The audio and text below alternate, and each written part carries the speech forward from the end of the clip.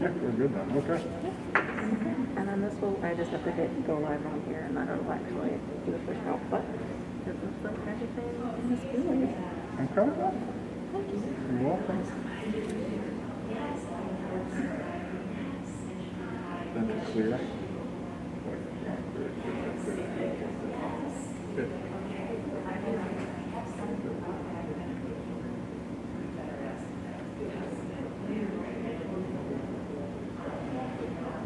Mostly what you'll be doing is cleaning this up, watching it. Are you interested in this? It makes me nervous, but yeah. Would you be interested in working Friday? We got softball and baseball going. So you'd be an intern. Okay. Yeah, I'm down to do that. Okay. We'll have 2 cameras set up, so you switch between 2. You'll do balls and strikes, that kind of stuff. You capture the fish from kind of have a carte blanche. It's a good place to have it. All right? Yeah. Okay. When should I press clear and have it broadcast? We're broadcasting right now. Oh, okay. So, like for us, ours broadcast.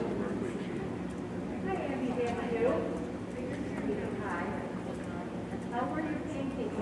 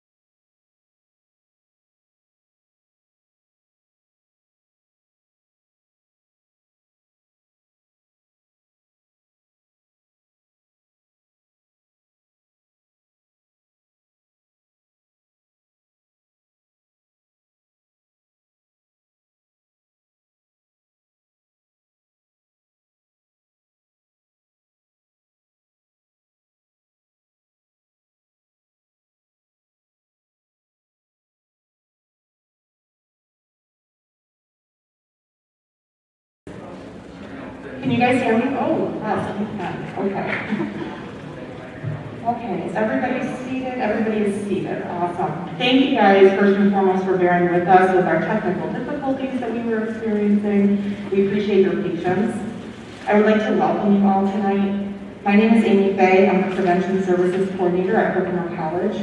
Before I begin the memorial, it just is important for me to mention that throughout the memorial, there will be many of us up here speaking at the speakers. We will be keeping our masks on and adhering to social distancing. We just want to make sure that while you are in your seats, you continue to keep your mask on as well.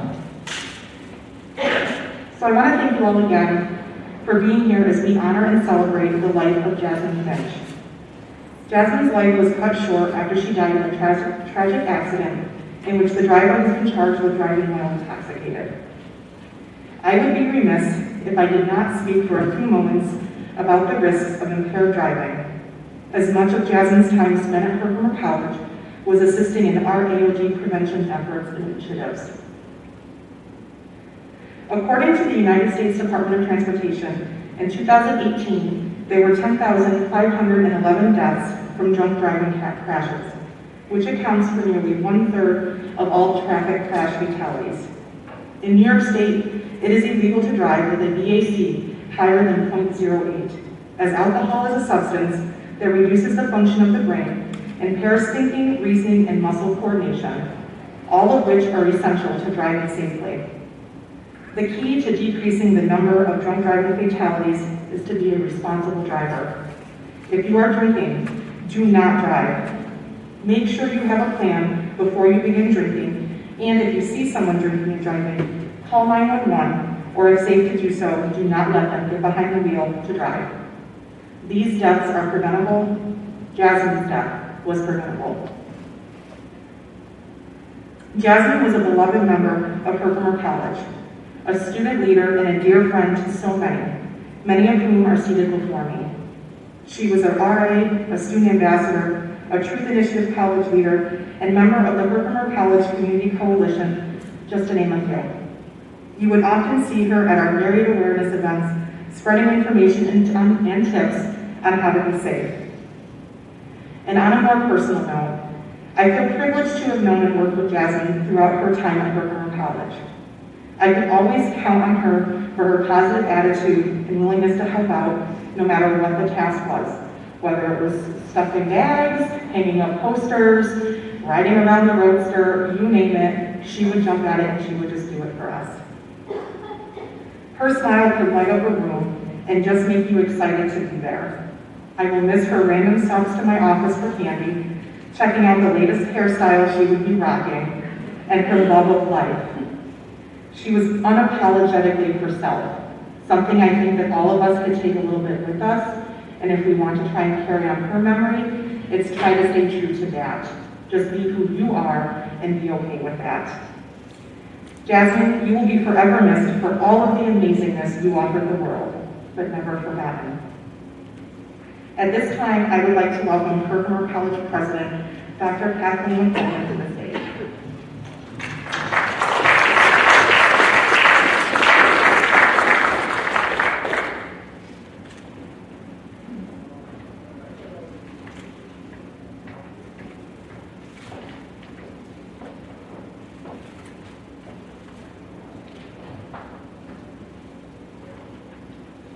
Good afternoon.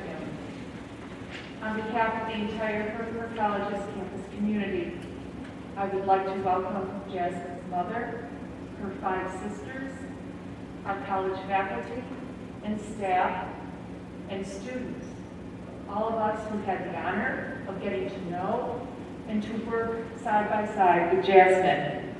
I'd like to welcome all of you to our memorial service. My name is Kathleen McCullough, and I am the president of Herkimer County Community College. A special note and thank you to Herkimer student Charity Wright.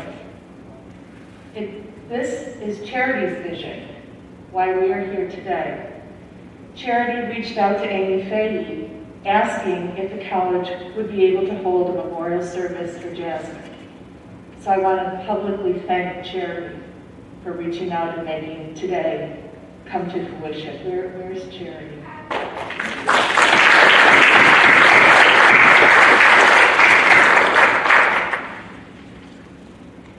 We often refer to the Herkimer campus community as a family.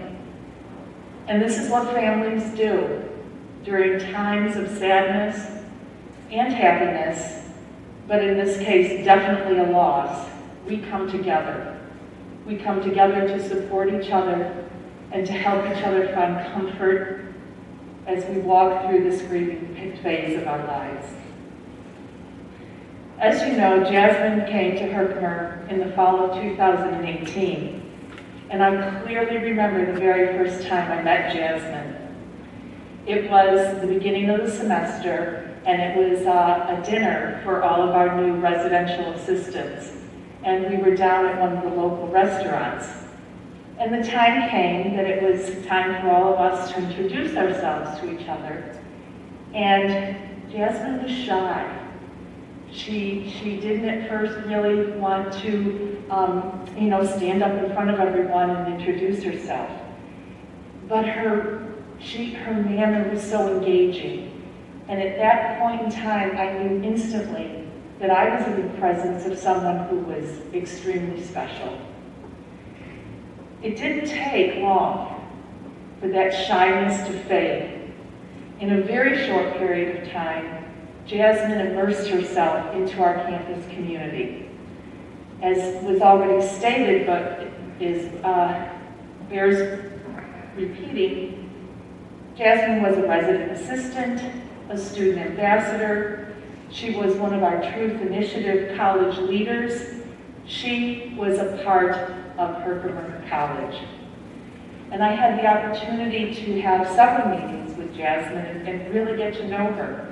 She was a part of our Leaders at Lunch series, and this is a series where student leaders have the opportunity to meet with members of administration and talk to us about how we can make the college better. And what I remember is Jasmine was always so very thoughtful and respectful in her comments. She wanted to make Herkimer College better. And because of Jasmine, I believe we are. She left a tremendous impact on so many people at Herkimer. What an incredible young woman. When I first learned of Jasmine's death, I was in a state of disbelief, which very quickly turned to anger. Having just graduated from Herkimer College, she had so many opportunities ahead of her. My heart aches for her family. I am very, very sorry. And my heart aches for the rest of our campus community, which is why, again, I'm so thankful that we are here today. In closing, I would like to read a poem that was actually read at the Queen Mother of England's funeral. And I think it's very, very fitting. You can shed tears that she is gone, or you can smile because she has lived. You can close your eyes and pray that she'll come back, or you can open your eyes and see all that she's left. Your heart can be empty because you can't see her, or you can be full of the love that you shared. You can turn your back on tomorrow and live yesterday, or you can be happy for tomorrow because of yesterday. You can remember her and only that she's gone, or you can cherish her memory and let it live on. You can cry and close your mind, be empty and turn your back, or you can do what she'd want. Smile, open your eyes, love, and go on. Thank you.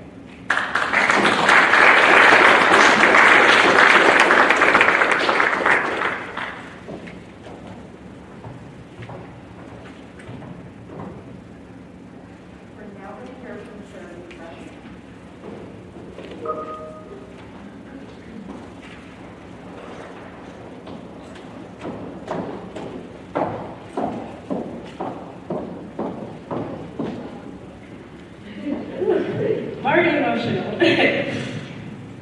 So, on this earth, with the time that we do have, you experience so many things you learn important lessons, and you meet people who have the most unexpected impact. A person you create unforgettable memories with.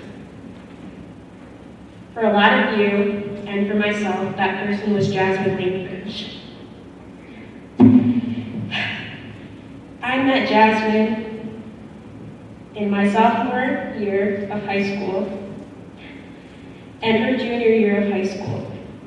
But we essentially had gotten closer that following year in an art class. We eventually decided that when I graduated, we were going to be roomies, and that's exactly what happened.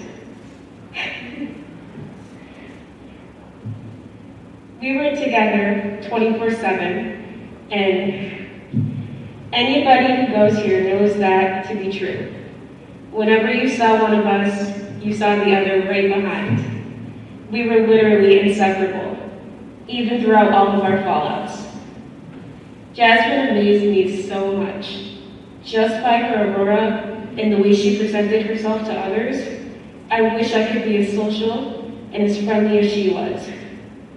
She never cared about being judged or who was watching her. She did what she wanted, when she wanted, and she got things done with no excuse. She was an inspiration to me, and she always will be. Because of Jasmine, I've gotten the opportunity to meet some of the most amazing people. And to this day, even after her death, I cannot thank her enough for all that she's done for me. She made me a better photographer with all of the pictures that we took together. She helped me become a better cook because let's face it, I can't cook for crap, and she was practically Gordon Ramsay to me.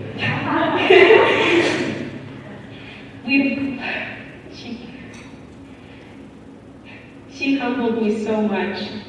We'd be walking to Walmart from College Hill almost every other day. And I remember this one specific time, we had to carry like these big cases of water all the way up the hill. But we had to do what we had to do, so. If I'm being completely honest, I used to not like how blunt she was. And if you knew Jasmine, you knew she was really blunt. But her brutal honesty gave me the backbone that I needed. And I'm forever grateful for that. If it wasn't for Jasmine, I would 100% believe that I wouldn't be an RA on campus, like she was. I never had to suffer alone when I was with Jasmine, and neither did she. I'm still very upset about the route our friendship had went before she had passed, but I'm trying to come to terms with that. I can't change what I said or what's done, but I can become better. Our friendship had taught me so many things, but what I'm taking from this the most is just to forgive. Staying mad at someone over something that could have been resolved just by speaking to them, just by one simple conversation, could have changed everything. It can be the choice of being on good terms or having things left unsaid with no type of closure. Get rid of your pride, be the bigger person, and admit to your wrongs. Because I will spend the rest of my life dwelling, thinking about what I could have done differently. To those who are closest to her, I cannot even begin to imagine the kind of pain you're in, and I am so sorry that you have to live with this. It is just so unfair. Jasmine didn't deserve this, and neither do you. I hope that we all can find the strength to heal slowly but surely. To Ortega, the amount of anger that I have towards you has affected my emotional state ever since you've gotten behind the wheel intoxicated and ended her life. As hard as I try not to let it affect me, I can't seem to let it go, and I don't think that I ever will be able to. You took away our best friend, a daughter, a sister, fiance, an aunt, a student, and a pure ray of sunshine. You took away a future lawyer, and she was going to be a damn good one. She didn't deserve what you did to her. And I can't even say I hope she's resting in peace, because that's not where she belongs. She should still be alive right now, but because of you, she's gone. Her life ended because you are selfish, and you had no regard for her life or anyone else's. I can say that after losing Jasmine, I will 100% never be the same. I consider this girl my best friend, because she was there when I had no one else. She was the one with me in my darkest time, and due to losing her, making friends will forever cause me so much pain and anxiety. And opening up to anyone the way I had opened up to Jasmine just won't be possible. And finally, just straight up to Jasmine. I'm sorry for not being the best possible friend to you, let alone the best possible person that I could be. I'm trying so hard to become better now. And I hope that if by some strange, random, spiritual occurrence that you're listening to me right now, you can find it in your kinding heart and soul to forgive me for every fallout that we've ever had. I promise you that we're going to get you justice no matter what it takes. It breaks my heart that you didn't get to live your life to the fullest because your time here was not done.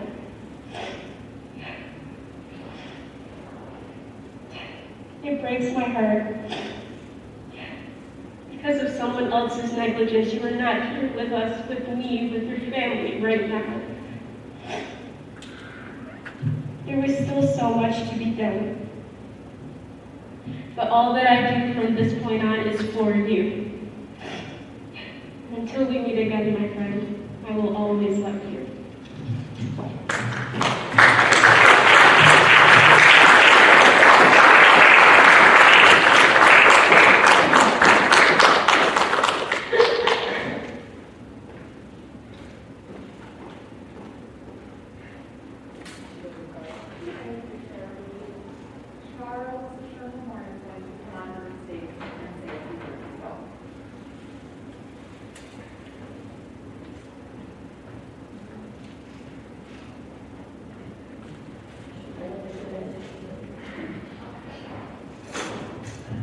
Hello. First I'd like to say how my deepest regrets to Jasmine's closest friends and her family. I can't imagine what you guys are going through, and you guys shouldn't have to be going through this. I met Jasmine my first semester here at Herkimer. I still remember the day I met her because how most great friendships begin, it didn't start out right. I walked into my apartment in Campus Meadows, apartment G5, and when I went in, there was this girl sitting on my couch with bright purple hair. Purple is her favorite color. So when my roommates introduced me, I have a nickname up here that most people know me by. They know me as Bubba. So when they introduced me, they're like, Jasmine, this is Bubba, Bubba, this is Jasmine. She looked at me with a straight face and she's like, that is a weird name. And I didn't know what to say, so I was like, that's weird hair. Needless to say, she didn't like me very much our first semester. It wasn't until, so she still came into the apartment, we hung out, we became good friends.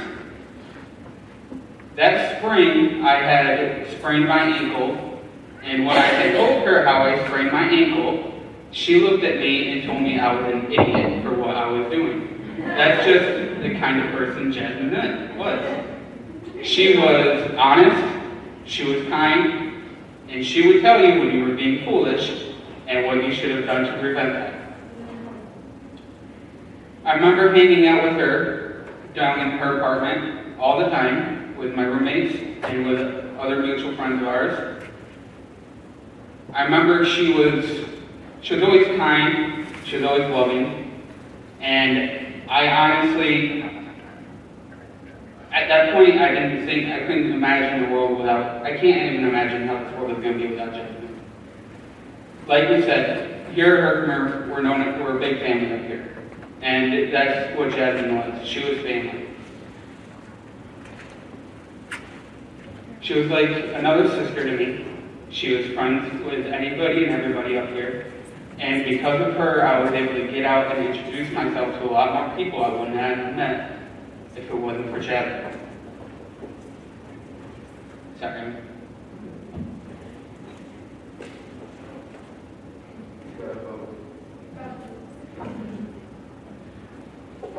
When I found out that Jasmine had passed away, I immediately went to find out what had happened. Immediately I just broke down into tears because one of my best friends at this college was taken. Then my mind automatically jumped to what her family was going through, what her closest friends were going through.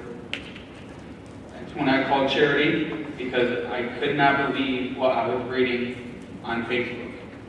I couldn't believe what was being said, and I couldn't fathom. The weeks to follow were very hard. It's still hard today. Knowing the future that she was going to have, knowing how many people she was going to help in her life, is what makes this the hardest. As we mentioned, Jasmine was going to be a future lawyer. She had just graduated from here at Herkimer. She had just gotten an internship. She was ready, she was prepared to be the best lawyer, one of the best lawyers that upstate New York has ever seen. I was already talking to her, telling her that I was going to go to her for my cases, and she started taking pro bono. And she said, and I quote, "I got you, Bubba, don't worry." During RA training, when we both became RAs in the spring of 2019, is when me and Jasmine got the closest. That month of RA training, when we had spent every day training, she invited us, the RAs, down for dinner at her apartment often. Not just during the training, but afterward too. Jasmine was a great cook.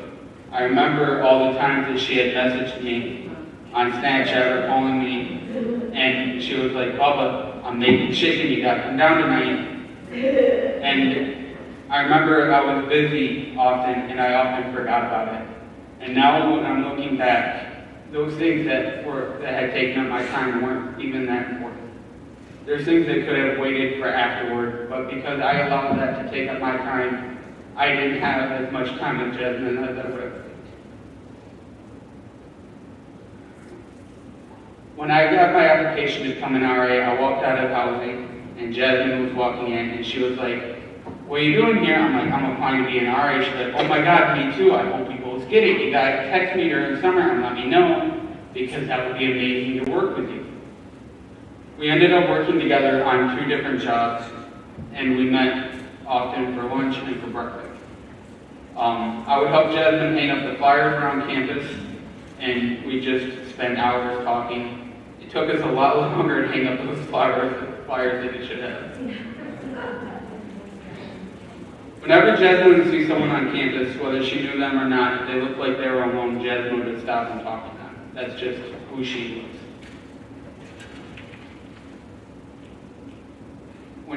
When we found out last March that we were leaving because of COVID, one of the first things Jasmine did is she found me and she had given me a big hug. And she said that she doesn't know what we're going to be doing for graduation. She doesn't know if she's going to be seeing me in Rome or not, because I just moved to Rome. But we need to stay in contact, and we need to meet up during the summer. I still remember the last time I had seen Jasmine was at Walmart, and I introduced her to my mom and dad, and she gave me a big hug, and she was like, "Love you, Bubba." I was like, "Love you too." If I would have known that that was the last time I was seeing Jasmine, I wouldn't have looked over.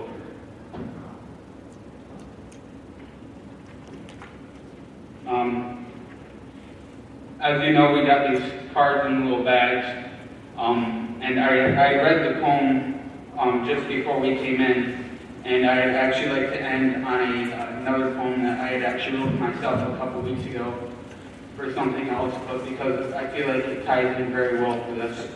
I'm not the best at writing poems.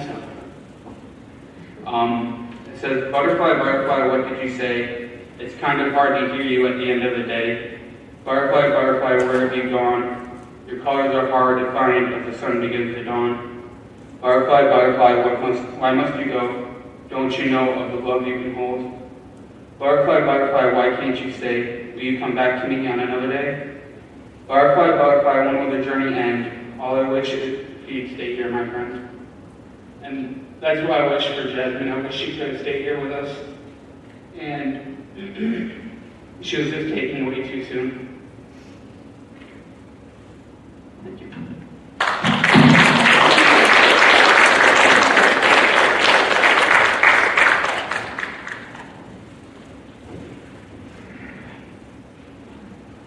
Thank you, Barbara. I feel like it's a big bonus if you told everybody your name now. I don't want to take that. Next, we're going to hear from Jasper Brown, who's one of our area coordinators.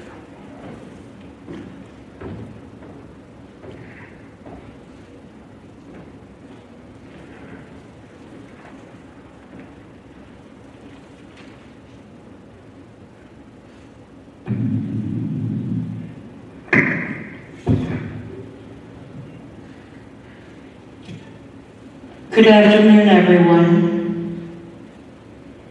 My name is Jennifer Brown, and I am one of the area coordinators that works in residence life here at the college, and I was one of Jasmine's supervisors. Jasmine was a lovely young woman. I can remember the day that she came in to be interviewed for the resident assistant position. She was dressed to the T and had vocalized to us that she was a little bit nervous, but she did a wonderful job answering all of our questions, and I was so excited to give her her acceptance letter and to let her know that we wanted to hire her as one of our RAs for the fall semester. Jasmine was a very hard worker and was dedicated to the RA job, as well being very active on Herkimer's campus.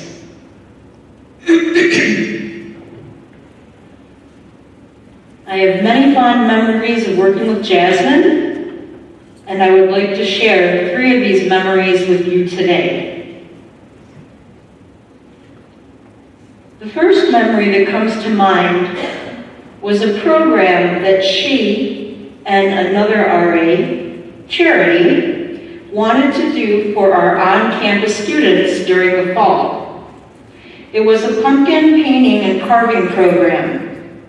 We had gone to Cullen's Pumpkin Farm and wound up buying 60 pumpkins for $1 each.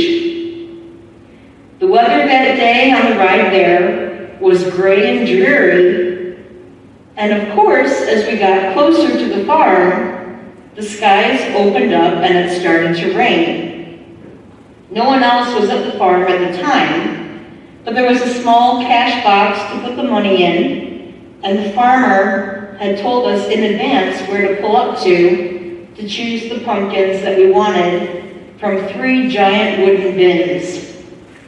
We wound up getting soaking wet, and Jasmine had just bought a pair of brand new boots that she had chosen to wear that day, and they were getting really muddy. But we were, of course, determined to get those 60 pumpkins in my small car. We filled the trunk completely, and then we had to load the rest of them in the back seat. I have to mention it was Charity, Jasmine, and I. We managed to do this, but not easily, and then on the ride home, with Jasmine in the back seat with all of the additional pumpkins, she kept vocalizing that there were spiders coming off of the pumpkins, and we were all kind of freaking out.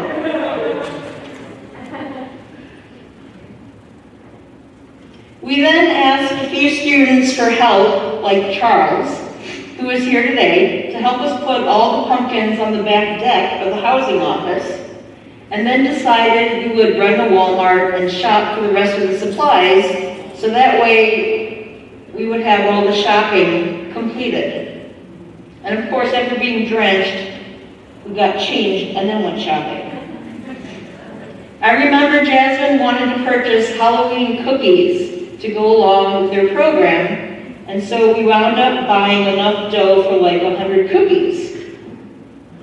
Well, there were so many Walmart bags in my trunk in the end, I have to admit it was a little confusing because it was many, many supplies. So now, here it is the night before the program, and Jasmine and Charity are all excited to start baking the cookies. No one could find the cookie dough. It was like that conversation of like, do you have the dough? I thought you had it. No, I don't have it. You have to have it because I don't know, I don't have it. Come to find out, we had accidentally left those bags of cookie dough in my trunk for over a week. And at this point, I didn't think the dough was any good. I mean, doesn't the dough have raw egg in it? Doesn't the dough need to be refrigerated? Jasmine and Charity decided that they would try to cook the dough to see how it would come out. Meanwhile, I told them I would run to the store again and buy more dough. By the time I got back with the new dough, they had already cooked a few batches and had even eaten some of them and told me they were fine. I told them not to risk it and to use the new dough instead. The students that came out really enjoyed this pumpkin painting and carving event, and they enjoyed the fresh baked cookies as well.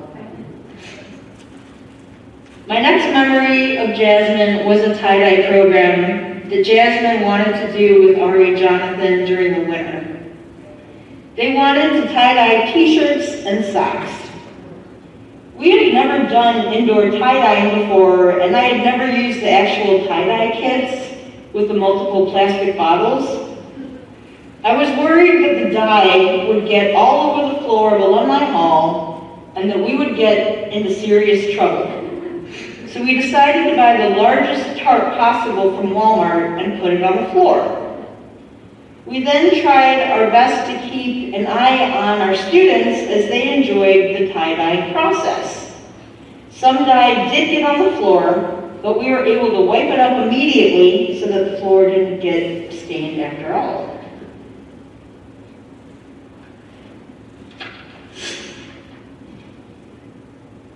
Let me just say that it is always a challenge to get students to attend our Residence Life late night weekend programs, and you never know how many students will come. I have to say that this tie-dye event brought out 64 students, and that was truly an amazing number. Jasmine took the lead in teaching all the students how to rubber band their t-shirts and make the specific designs that they wanted. Whether it was the infamous rainbow spiral design to the bullseye, to the scrunch method, etc. The students had a blast, and I have to say that the t-shirts turned out amazing. Excuse me. Many students wore them with pride, and I would ask them when they came into the housing office, "Did you make that shirt the program?" And they would smile and say, "Yes." And I was like, "That came out amazing."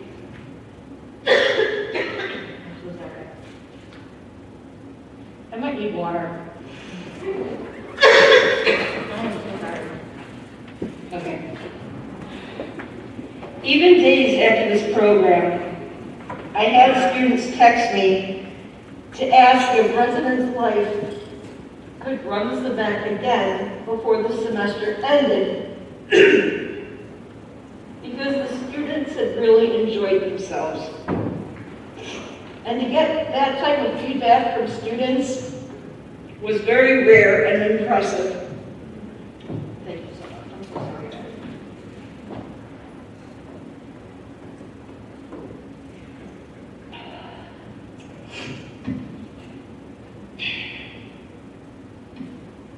It was a risk we took to tie-dye inside, and in the end, it was such a fun, memorable time for so many. And this was all thanks to Jasmine's idea to take a chance, take a risk, and try something new. This program was a huge success and has now become a tradition that Residence Life tries to do at least once a semester. And of course, every time we do it, I always think of Jasmine.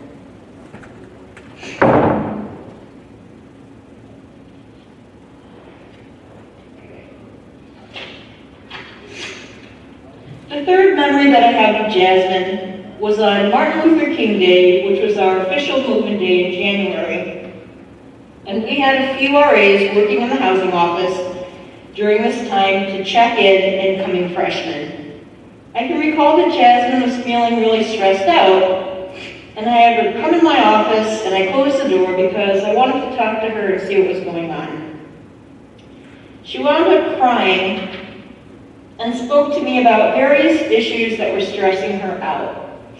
Issues like not knowing what she would do after graduation, finding a job after graduation, and she also vocalized that she was stressed out because she needed to find an internship at a law firm that current semester so that she could complete 90 hours and graduate. After the tears had subsided, I told her that we could at least try to make some phone calls to some of the law firms locally and see if they would accept any students to complete a 90-hour internship. I had her write down on paper what she was going to say to them over the phone, and then she called probably like 4 to 5 different places. And to our surprise, many were actually open that day. Later that week, I took her down to one of the law firms, and she had an interview with them and wound up getting the internship. She was so excited and started her hours the very next week. She was able to calculate her hours and really get ahead of the game, which was a wonderful thing. She felt very positive about her experience working in that office and was able to learn a lot. Jasmine really loved that opportunity, and of course, I was so very proud of her, and she was proud of herself. Jasmine was always a hard worker, very dedicated to whatever job she had on campus. She would always strive to give more than 100%. She even loved educating her fellow college students. Jasmine was a part of the Truth Initiative, which educated students about smoking, whether it was vaping or smoking cigarettes and even marijuana. Jasmine could often be seen at a table right outside here that was set up in the college center, where she would often quiz students on their knowledge about smoking, gateway drugs, alcohol, and more. Jasmine loved to sing and had a beautiful voice. She would often break out in song in the housing office, and it was the best. There are songs even now that I will hear on the radio that immediately remind me of her, like songs by Eminem. Harry Styles' song, Adore You, the song Dissolve by Ipso Facto, and many others. Jasmine loved to dance and loved taking photographs. She loved always looking her best, and her makeup and hair was always impeccable. I loved the fact that she would dye her hair and try new haircuts that looked absolutely amazing on her. She loved to cook for her friends, and was famous for her baked macaroni and cheese with smoked Gouda. All about the smoked Gouda. And I have to admit, she brought it to our Secret Santa Christmas party that R.A. Marnie Christian had in her apartment, and it truly was so delicious.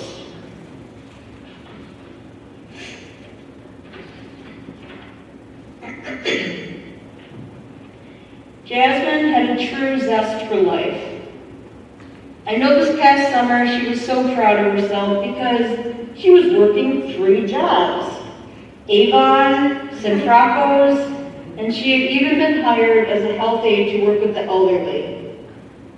She was truly so happy and proud. She had texted me before one of her interviews and told me she was so nervous. And I just reminded her to be her wonderful, peppy self. I reminded her of just how hardworking and dedicated and compassionate she was, that she always gave over 100% to any job, and not to forget that. And then a little while later that day, she texted me that she had gotten the job. Jasmine would text me every now and then if she needed something or had a question for me, and I would check in with her and ask her how she was doing. And her final responses to me was that she was doing so amazing and that everything was well.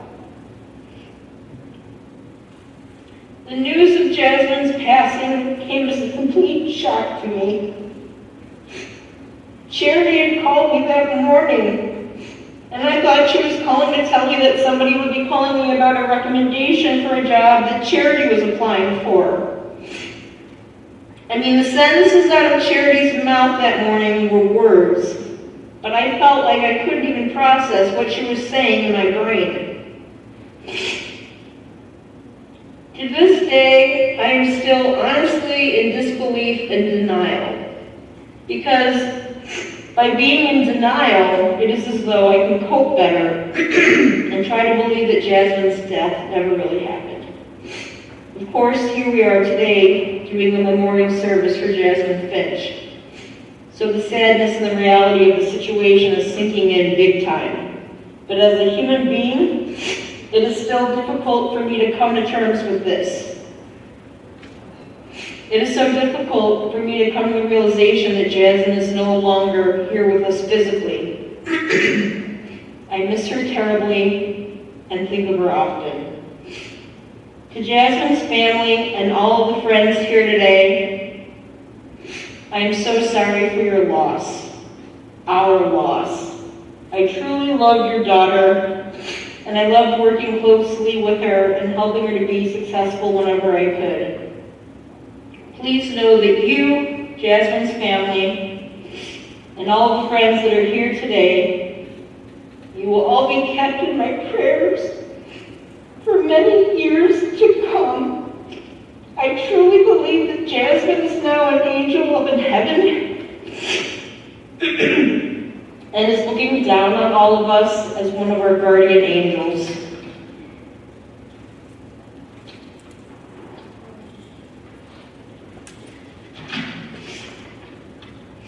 I believe that she is watching over all of us and perhaps even protecting us. I believe that we can still talk to her, whether this be out loud or within our minds, and that she will hear what we are saying.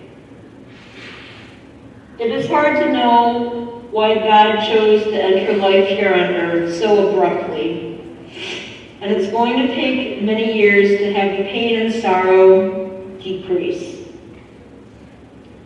I am glad to have many happy memories to look back on as I remember Jasmine fondly. Jasmine will be forever missed and certainly never forgotten. Until we meet again, Jasmine Finch, I love you.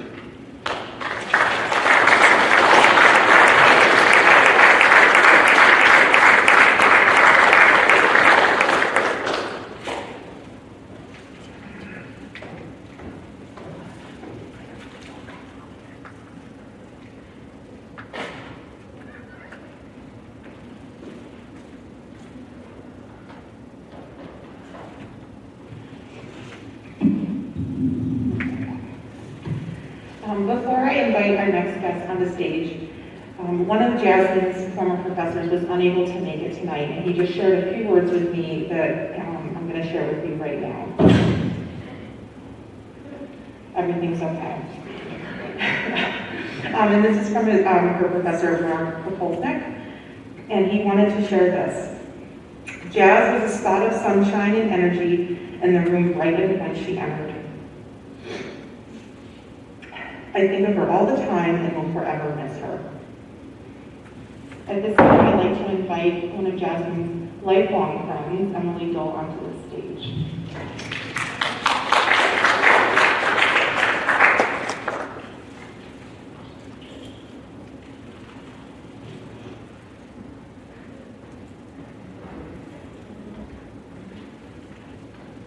Before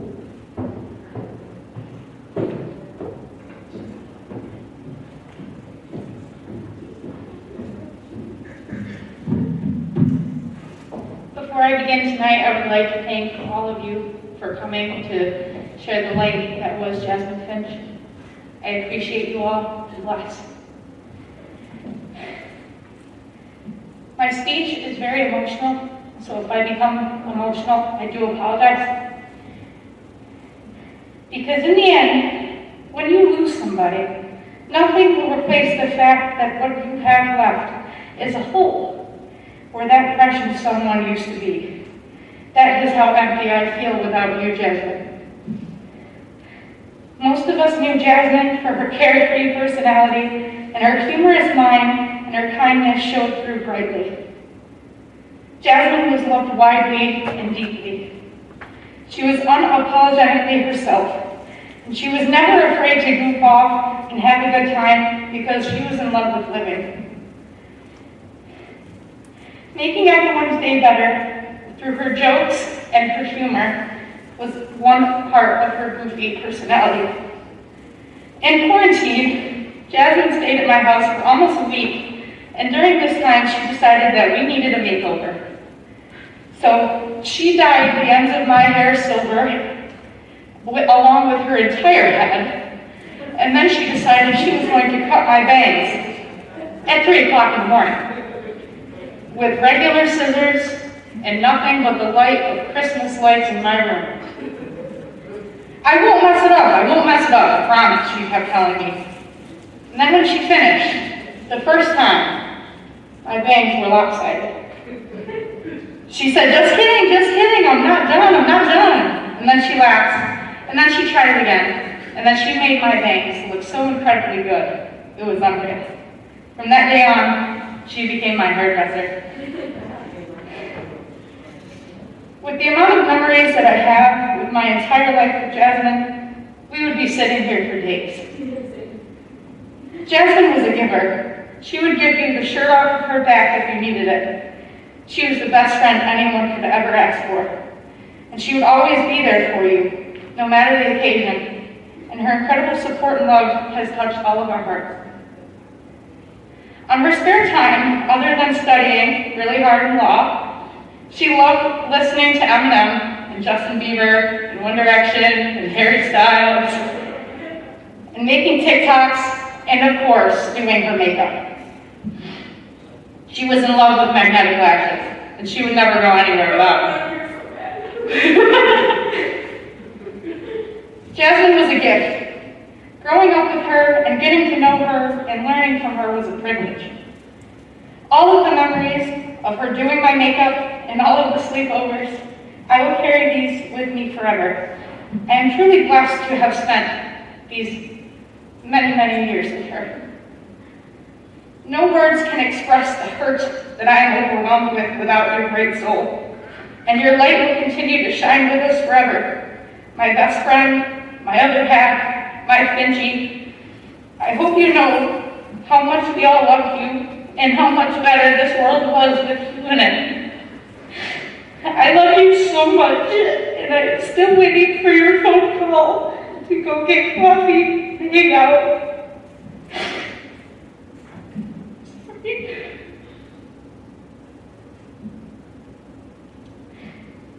The fact that I can't call Jasmine and ask her how her day was crushes me every day. Thank you so much. To her family, thank you so much for sharing this incredible girl with me through our entire lives. I am so appreciatively grateful for you. And I love you all. And before I go tonight, I would like to leave you with this. I created a platform for my pageantry against drunk driving and awareness in memory of Jasmine. And this is the speech that I wrote and performed and won Best Speech in one of my pageants. And it is titled, I Would Rather You Call for a Ride Than Get Behind the Wheel Drunk and Drive. On May 22nd, 2020, just after midnight, I received a phone call the kind that no one wants to hear. Your best friend had passed away, they said, because a woman got behind the wheel after too many beers. You hear these things on TV screens, but you're not prepared for when they become your reality. Seeing her that night still haunts me because someone was speeding home from a party. When we were kids, we would sing them at the top of our lungs, and now those songs are just a reminder of all the fun that we had. 20 years had gone so soon, and your love still shines brighter than the moon. Drunk driver, why? Did you know what would happen behind the wheel of the car that night? When you sat there in the driver's seat and said that you were all right? A family has now lost a sister, a daughter, a fiance, and a beloved friend. And where does all of this suffering end? I was diagnosed with depression and overwhelmed with anxiety. And the main person that I would talk to about this is now flying high, you see. And this pain will always fester inside of me. But there's a lesson here to be learned today. And with everything I have to you, I say, I would rather you call for a ride than get behind the wheel, drunk, and drive. Thank you. In memory of Jasmine Finch, March 1st, 2000 to May 22nd, 2020. Until we meet again, forever in our hearts, my friend.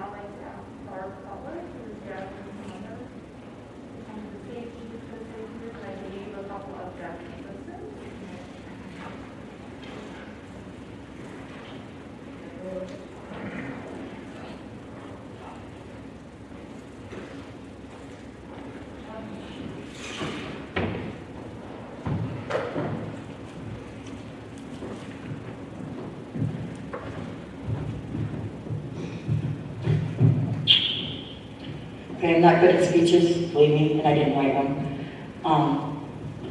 I just want to say that all of her friends, her family, and all of you, this is the most amazing thing I've ever seen. And Jasmine was a light. She came into our lives. When I found out I was pregnant with Jasmine, it was amazing because I had 3 daughters, mind you. And I was like, oh no, please don't be another girl, please don't be another girl. Well, there she was. And she turned like 5 years old. She had a personality that was amazing. She was like, I'm gonna do what I want, no matter what you say. And I'd say, you can't have those biscuits, and you can't have those brownies, and I'm gonna have my way, I don't care what you say. She did anything she wanted from the time she was like growing up. She didn't care what anybody said. And I'd say, come on, Jasmine, you can't dance. I can dance, but I won't dance. And she just didn't care. She always walked on her tippy toes like a ballerina.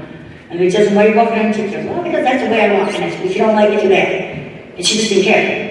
And she was always like that. Her father was never in her life, but she met him just like a couple months before she passed away, actually. And a week before she died, she was at a barbecue at my house. And she told me she ran into him. And I said, well, what did you say to him? She said, I didn't say anything. I just asked him how he was doing. And, did he know who I was? She said, he told me, yeah, he knew who I was. And that, she said, he knew who she was, but he didn't want anything to do with her. And she said, well, it doesn't matter, I like you anyway. And she walked away. So, she was just that kind of person. I always taught her, I had 6 daughters and 1 son. And all her life I taught her to be a leader, not a follower. To, always be the one in front. Don't follow people. Just because your friends are wearing green, you don't have to wear green. Wear what you want to wear. Be who you are. That's how all my girls say, all 6 of them. Be who you are. Don't be anything but who you are. Be strong. And if you want to wear those weird clothes, if you want to have that weirdo haircut, then do it. It doesn't matter. All the girls from Seaside, when they were 9 years old. Jasmine was 9, John was 8, Tammy was 7. Or Tammy was 6. They all had the same birthday, mind you. I don't know if you knew that. Jasmine March 1st, John March 1st, and Tammy March 2nd. So they all shared all through the years. That young. So they were just like that. They just didn't care. But 9 years old, they all wanted to dye their hair because they were all blondes, all three. So they decided that John was going to go black, Tammy was going to go red, and Jasmine was going to stay blonde. And I said, you guys are crazy? Well, you know, till the day that they died, till Jasmine died, they still all had the same kind of hair. They just switched it all the time. She'd come walking in and I'd say, no, what the hell are you wearing today? You know, she'd go over for Sunday dinner. Well, what are you wearing? She's always said something strange on. But anyway, the night that I got that phone call was, I'll never forget it. And it was the hardest thing in the world for me, and I thought, you took somebody out of this world that was going to be somebody. She was going to be something. Somebody took her away. And I wish I could bring her back, but I can't. I don't know, I just want to thank everybody who was there for us. And, I don't know what I'm going to say anymore. I don't let my daughters take over.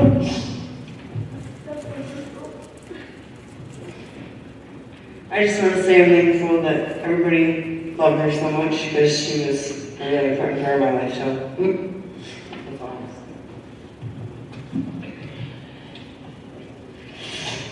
You're right. There's not enough pages here to even begin about the subjects here at hand. My baby sister Jasmine and driving while drunk. How can we even put it all on paper, right? I swear I wrote the speech like 3 different times, and that's what made it on the way here. I'm not the greatest at these types of things, but on behalf of Jasmine, I had to say something. Let me tell you a little something about her. She could really light up a room, and definitely a person's confidence. She was not always the most confident person, but when she finally got it, it was unbelievable. She lit up the room, and even lit up the people around her. Let me tell you how close we all are as siblings. Don't get me wrong, we all had different love for one another, all had different types of relationships, but we were the closest sisters ever. And at times, even still now, we can or will be closer with one sister than the other, but it never meant we loved each other any less. My mom, who isn't perfect in everyone else's eyes, but will always be perfect in ours, has been struggling so much with the loss of her child. And I could not imagine how much her heart is aching for my babies every day. I was also at how much she loved her nieces and nephews. And to think that she'll never have the opportunity to watch one of them, to meet one of them, Jonah's daughter, who's struggling with this loss herself. And I watch her every day. This horrible tragedy is nothing good to come of losing such a wonderful life. Well, for years, I wanted my mother and I to be closer. And recently I've been struggling with life the most, not knowing what to do next. But my mom's been my backbone. Thanks, Mom. And I go nuts without her, though I go nuts with her. Those moments that you're home in the middle of the night missing someone you love and lost. I've been there, hugging my mother. It's how much we all feel for me. But we still have to remember, we are all still here. And we love and need you also. Which during those moments, I think we all tend to forget that. My mom will never be the same, but lately I love the feeling that she needs me. Jasmine, when she was finishing high school and started job applications, even college applications, we argued a lot during that time. She was living with me. I kept telling her she had to learn to do all those things for herself. But I wasn't trying to be hard on her, I just wanted her to learn. But man, that girl loved to argue about everything. Now I can't even be able to describe how much I'm gonna miss those singing shower videos she would send me from her college room. When I need to laugh, I always take a look at those. I have a piece of her armor around me every day, whether it's a shirt, a necklace, a bandana. At those moments, I want my siblings to remember, always be there, always. Sometimes you just can't help someone else's bad decisions. Just want to thank you all for having this for Jasmine. I can see how much she's touched all of you. Thanks, guys.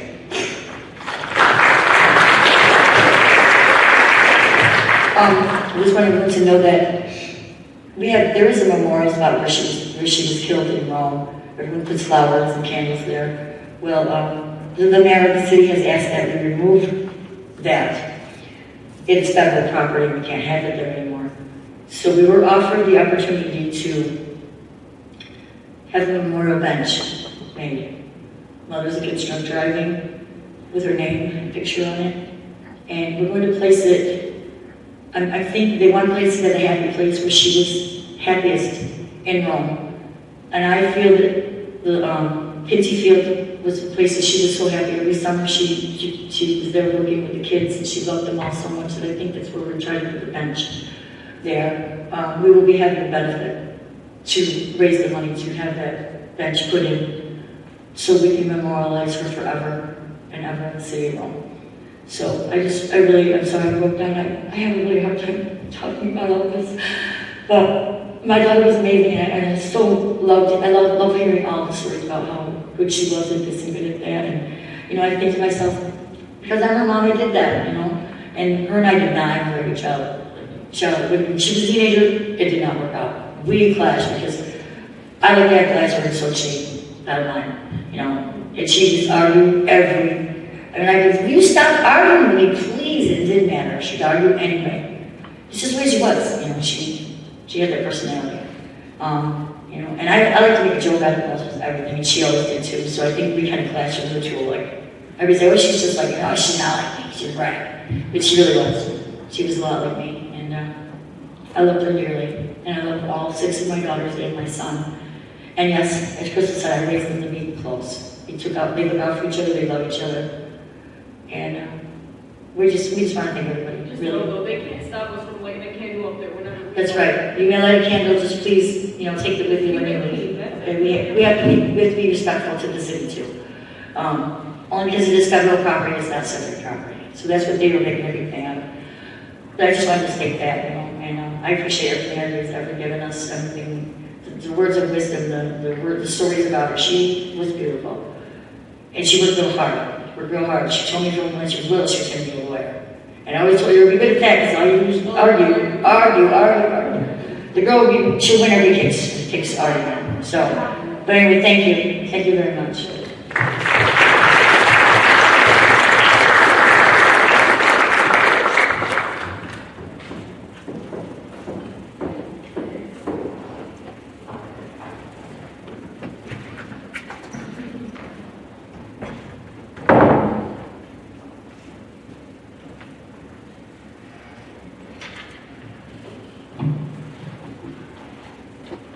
I just want to thank everybody again so much for being here, for all of you who came up and spoke about Jasmine. From the bottom of my heart, thank you. I don't think any of that was easy. I don't think any of this is easy. And to come up and share your words about her and her stories, I think it really means a lot to everyone. Before we go, we do have a tribute video that we want to show, but I just want to make sure, is there anybody else here that would like to say a few words?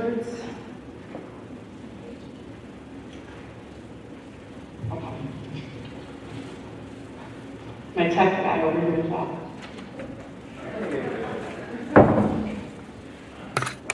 So it's going to be super small, and it might be difficult to hear because it's going from this.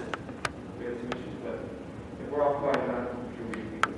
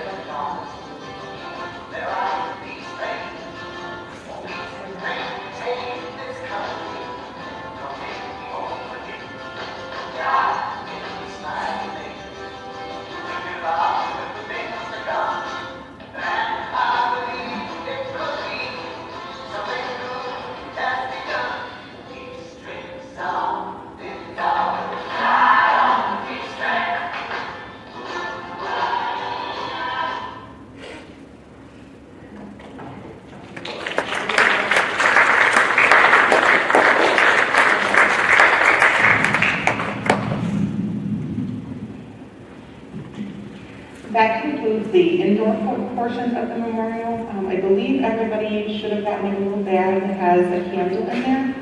We're going to start to exit the theater.